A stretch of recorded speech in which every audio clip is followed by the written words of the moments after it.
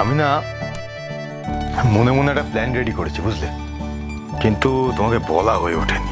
না না, আমাকে বলার তো কোনো দরকার নেই, মনের ভেতরে রেখে দাও, তারপর সেগুলো ডিম পারুক আর কি। আরে না না, তোমাকে বলবো বলবো করে আসলেই এই হসপিটালে এত এই সমস্ত কিছু হয়ে গেল না, তার মাঝখান থেকে যাই হোক যেটা ব্যাপার সেটা হচ্ছে যে চলো আমরা সবাই মিলে কোথাও একটা ঘুরে আসি। সবাই মিলে তো? ইচ্ছা ছিল না, যাই হোক। মানে বলছিলাম যে কোথাও একটা ঘুরে আসি, একটা বিশুদ্ধ হাওয়া, বেশ মনটা ভালো হয়ে যায়। দেখো, তুমি একদিক থেকে আমার মনের কথাই বলেছো, তবে তোমার ইচ্ছে না থাকলেও আমার কিন্তু ইচ্ছে সবাই মিলে যায়, পরিবারের সবাই মিলে।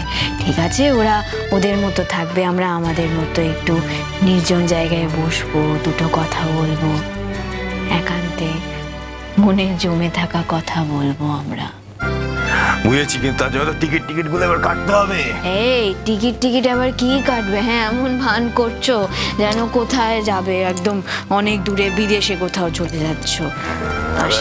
কাছে পিঠে শোনো, আমাকে আগে বলতে দাও, দূরে কোথাও যাচ্ছি না, আশেপাশে 2-3 ঘন্টার একটু ওঠো। হ্যাঁ, 2-3 ঘন্টার রাস্তা, সেরকম একটা জায়গায় যাব আমরা। এবার বলবো? হ্যাঁ, বলো।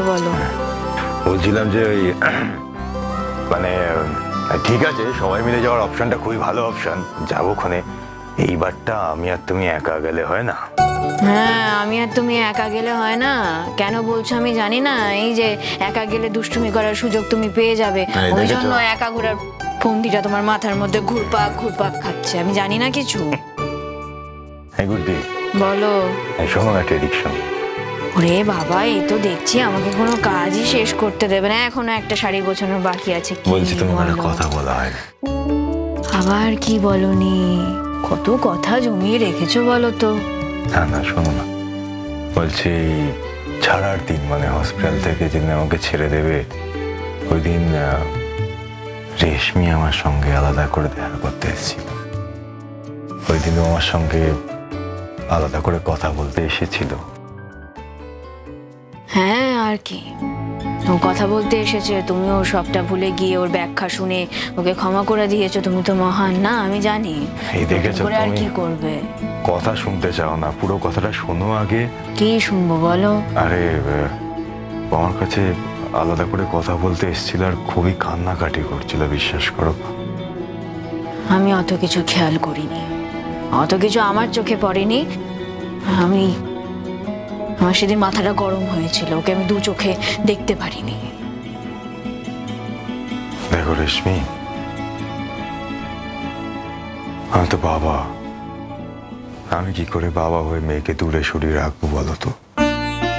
ওই তো বললাম তো, তুমি পারো, আমি পারছি না ওকে ক্ষমা করতে। আচ্ছা, আমি এবার একটা কথা বলি, একটু শুনবে? বলো।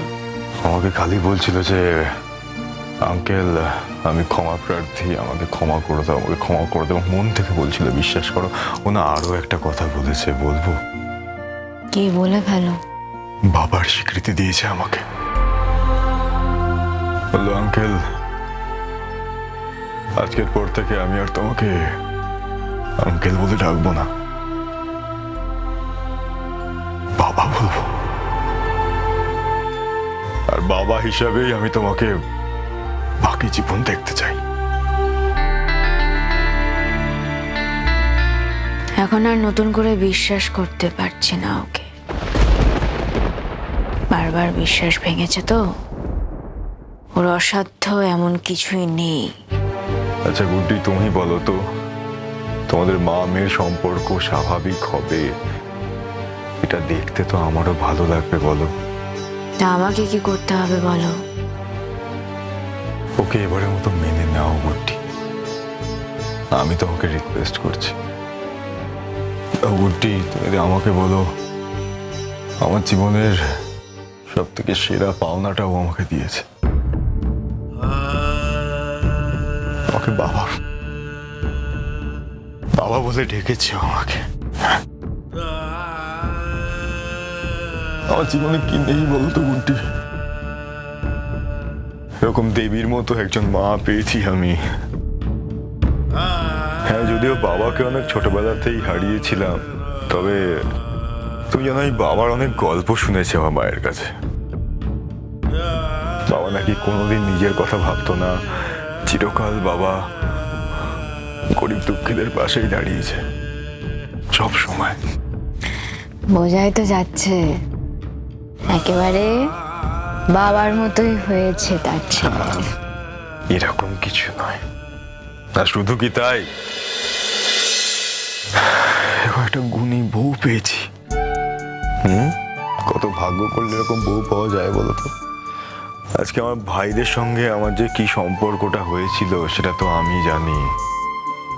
ওরা তো আমাকে স্বীকারই করতে চাইতো না, আমার পরিচয় দিতেও লজ্জা পেত, কিন্তু আজকে শুধুমাত্র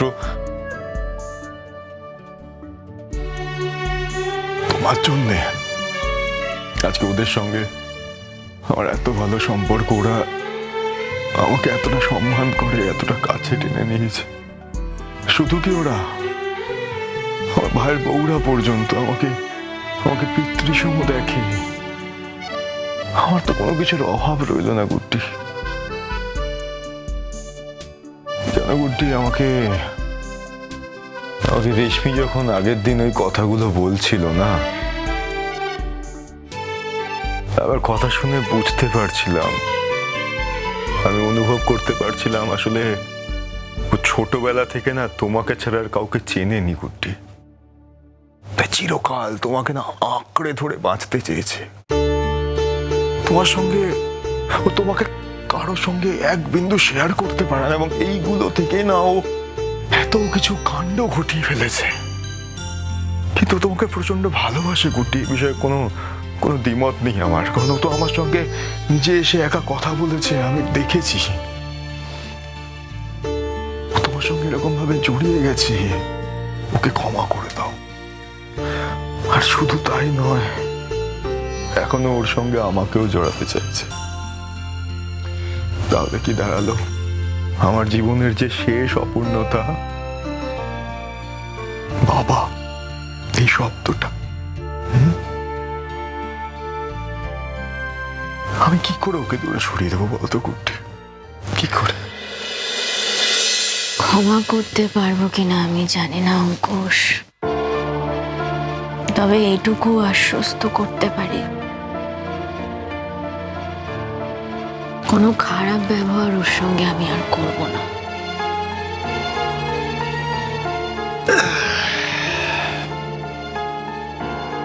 অতটুকু হলেই হবে,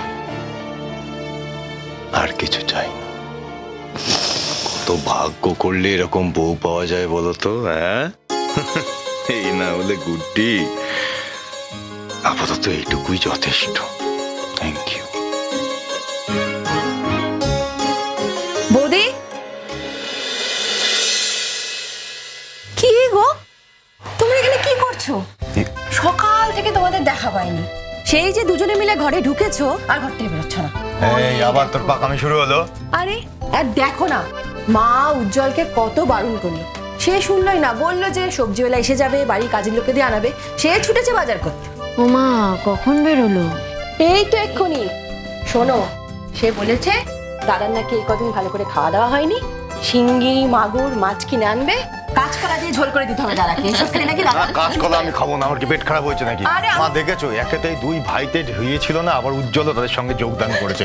মানে সবাই মিলে একবারে এমন করছে আমাকে ভালো রাখার জন্য, একবারে উফ, তা খারাপ হয়ে যাচ্ছে আমার। দেখো দেখি, কেন করবে না, কেন করবে না? তোমার মতো দাদা পাওয়া তো যে কোনো লোকের ভাগ্যের ব্যাপার, তাই না? তাছাড়া তোমার এই এত বড় একটা বিপদ গেল, সবাই তো চাইবে তুমি যাতে তাড়াতাড়ি সুস্থ হয়ে ওঠো। যাই হোক, এখন কেমন আছিস বাবা? আমি ঠিক আছি মা, আমি বেটার আগে থেকে। কালকে তো দেখা হলো, তোমাকে বললাম না? কালকে তো কথা হলো না, তুমি এলে, তারপরে এই ঘরটা ওই বউরা তো সব পরিষ্কার পরিচ্ছন্ন করে রেখে দিয়েছিল, তাদের দাদা এসে এখানে থাকবে বলে। তুমি এই ঘরে ঢুকে পড়লে, কথা হলো না। তাই আমি এখন মুন্নিকে বললাম যে চল তো যাই, গিয়ে একটু দেখে আসি যে দুটিতে মিলে কি করছে।